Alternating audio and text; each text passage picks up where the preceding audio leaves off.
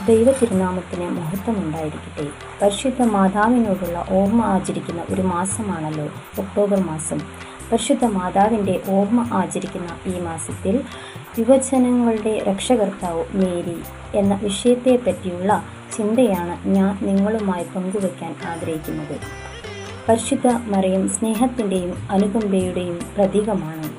ഒരു യുവത്വത്തിനും മാതൃകയാക്കാവുന്ന വ്യക്തിത്വമാണ് പരിശുദ്ധ അമ്മയുടേത്. യുവജനങ്ങളുടെ പ്രശ്നത്തെയും വേദനകളെയും പരിശുദ്ധ അമ്മ മനസ്സിലാക്കുന്നു. അവൾ എല്ലായ്പ്പോഴും അവരെ സ്നേഹത്തോട് ചേർത്ത് പിടിക്കുന്നു.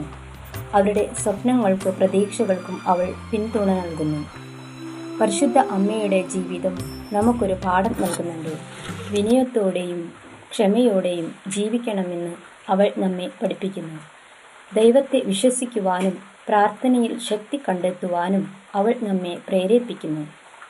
യുവജനങ്ങളുടെ ജീവിതത്തിൽ വെല്ലുവിളികൾ ഉണ്ടാകുമ്പോൾ പരിശുദ്ധ അമ്മ അവർക്ക് താങ്ങും തണലും ആകുന്നു. അവൾ അവർക്ക് ആശ്വാസവും ശക്തിയും പകരുന്നു. പരിശുദ്ധ മറിയത്തിൻ്റെ മകനായി ജനിച്ച യേശു ഒരു യുവജനമായിരുന്നുവല്ലോ. തൻ്റെ മകൻ്റെ എല്ലാ ഘട്ടങ്ങളിലും പരിശുദ്ധ അമ്മയുടെ സാന്നിധ്യം ഉണ്ടായിരുന്നു.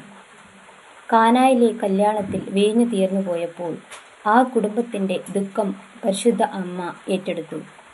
ആ കുടുംബത്തിൻ്റെ സഹായിയായി പരിശുദ്ധ അമ്മ നിലകൊണ്ടു. ഈ പരിശുദ്ധ അമ്മയെപ്പോലെ നമുക്കും ഓരോ യുവജനങ്ങൾക്കും മാതൃകയാക്കാം. യുവജനങ്ങളെ സ്നേഹത്തോടെയും കരുതലോടെയും പരിപാലിക്കാം. അവരുടെ സ്വപ്നങ്ങൾക്ക് ചിറകുകൾ നൽകാം. പരിശുദ്ധ അമ്മയെപ്പോലെ ഓരോ യുവജനങ്ങൾക്കും വിശുദ്ധരായി തീരാം. പരിശുദ്ധ അമ്മ നമുക്ക് എന്നും മാതൃകയായി തീരട്ടെ. പരിശുദ്ധ അമ്മയോടുള്ള മാധ്യസ്ഥം എന്നും നമുക്ക് കോട്ടയായിരിക്കട്ടെ. നന്ദി, നമസ്കാരം.